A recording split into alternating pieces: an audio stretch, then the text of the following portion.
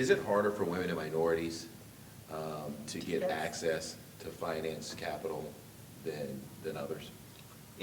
I think it is. We don't necessarily naturally have the social capital. That's right. To start with. If social capital is the precedent to financial capital, or at least sustainable financial capital, we don't necessarily have it. If we're talking about access to capital, right? So before I submit an application, if you're upfront and honest with me in the beginning, then I know how to mitigate against my risk, right? So if you have a little bit of a credit issue, and I can explain that away, versus me being surprised, and now it looks like you filled out the application and said you didn't have a bankruptcy, you didn't have a judgment.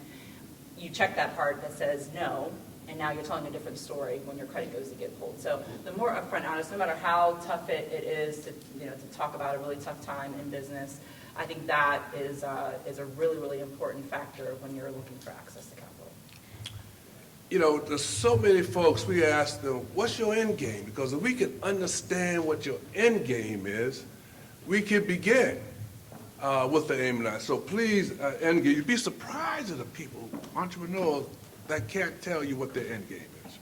I'm trying to understand where the bias lies. Is it just with the institutions? There's no bias in terms of will we meet with you. The bias comes in that the people that come before us often don't have the competencies. That's an outsider issue. You know, they haven't built the story, the factual story of this is what I've done and this is what. So we can help them correct that, but it doesn't mean that you can correct it overnight by giving them a loan.